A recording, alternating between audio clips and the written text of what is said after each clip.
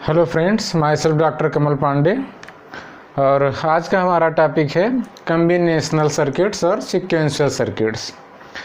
तो हम लोगों को flip flops, registers and counters पढ़ने हैं।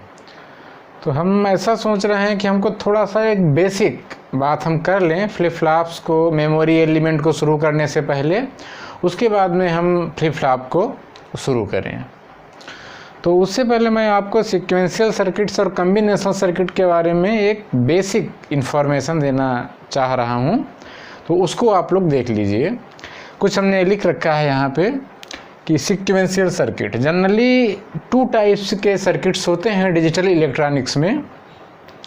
एक सर्किट को हम लोग कॉम्बिनेशनल सर्किट कहते हैं और दूसरे टाइप के सर्किट होते हैं जिनको हम लोग सीक्वेंशियल सर्किट कहते हैं।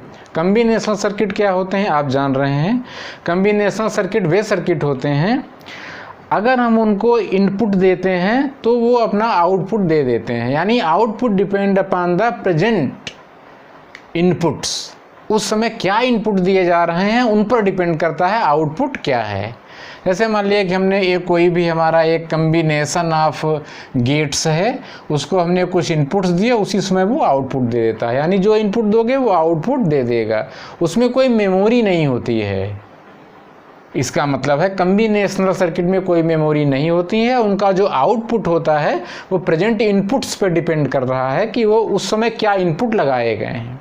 अब एक प्रकार के और सर्किट होते हैं, हालांकि कॉम्बिनेशनल सर्किट का ही एक्सटेंशन है, लेकिन इनमें एक अलग से बॉक्स लगा होता है। सर्किट ही है, बॉक्स क्या है, उसमें मेमोरी रहती है। जैसे एक कॉम्बिनेशनल सर्किट है, अब यहाँ पर हमने एक बॉक्स बना दिया, इसमें लिखा है मेमोरी। अब जो कुछ भी आउटपुट मिलता है कॉम्बिनेशनल सर्किट का वो इस मेमोरी में स्टोर हो जाता है। फिर इन फ्यूचर में जब आप इनपुट देते हो तो जो आउटपुट है केवल वो इसी इनपुट पर डिपेंड नहीं करता है, बल्कि वो मेमोरी पर भी डिपेंड करता है कि उसमें मेमोरी क्या थी। मतलब कहने का है जो आउटपुट है depend upon the present inputs and upon the history of the outputs and inputs. History क्या थी उस सर्किट की। तो ऐसे सर्किट को हम कहते हैं सीक्वेंशियल सर्किट। यानी सीक्वेंशियल सर्किट में जो आउटपुट होता है वो प्रेजेंट इनपुट्स पर तो डिपेंड ही करता है, इसके साथ साथ में वो पास्ट हिस्ट्री पर भी डिपेंड करता है। इसको ऐसे समझ सकते हो, आपका ब्रेन, आपके ब्रेन में अगर कुछ भी नहीं है पास्ट का, मतलब उसमें मेमोरी नहीं है।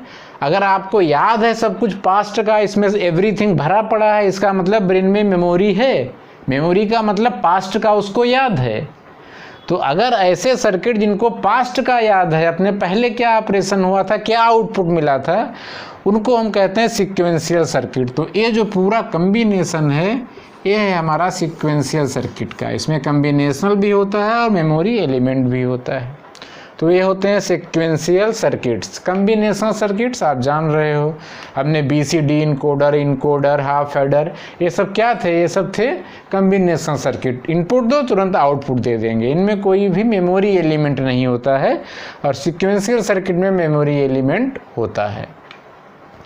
सीक्वेंशियल सर्किट भी अगर हम बात करें, फ्लिप फ्लॉप पढ़ना पड़ेगा हमको, तो ये 2 टाइप के यहाँ पर होते हैं। एक तो एसिंक्रोनस सर्किट और एक सिंक्रोनस सर्किट। सीक्वेंशियल सर्किट भी 2 टाइप के हैं, एसिंक्रोनस और सिंक्रोनस।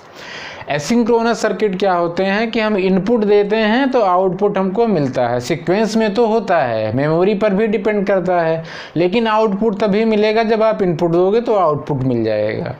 लेकिन जो सिंक्रोनस सर्किट होते हैं, सिंक्रोनस सीक्वेंशियल सर्किट, उनमें हम एक सिंक्रोनाइजेशन क्रिएट करते हैं। उसके लिए हम एक क्लॉक सिस्टम लगाते हैं।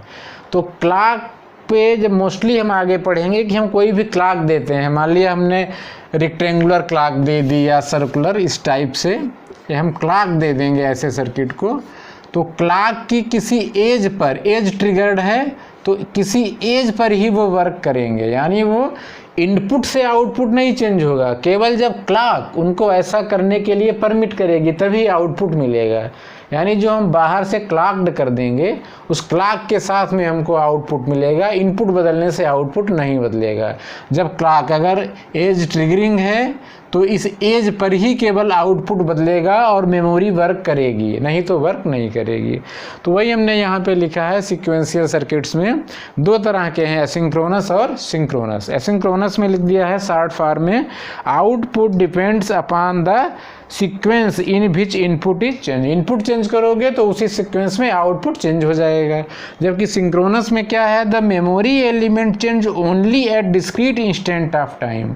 वो instant of time, discrete instant of time क्या है, हम कोई भी क्लॉक देते हैं इस तरह से, और क्लॉक में अगर लेवल ट्रिगर्ड है या एज ट्रिगर्ड है, जैसा भी हम उसको सिस्टम को बनाते हैं उसी पर केवल आउटपुट मिलेगा इनपुट के करस्पॉन्डिंग, और पर नहीं मिलेगा। तो वो सिंक्रोनाइज हो जाता है उस क्लॉक के साथ में।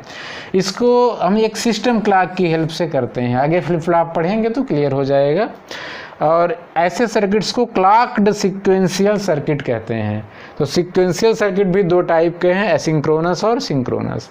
हम आगे जो फ्लिप फ्लॉप पढ़ने जा रहे हैं उसमें हम सिंक्रोनस क्लॉक्ड सर्किट को पढ़ेंगे। तो फ्लिप फ्लॉप अब हम नेक्स्ट वीडियो में शुरू करते हैं। इसमें बस हमने कुछ बातें बताई, सीक्वेंशियल सर्किट, क्लॉक्ड सर्किट और एसिंक्रोनस सर्किट। ठीक है, थैंक यू।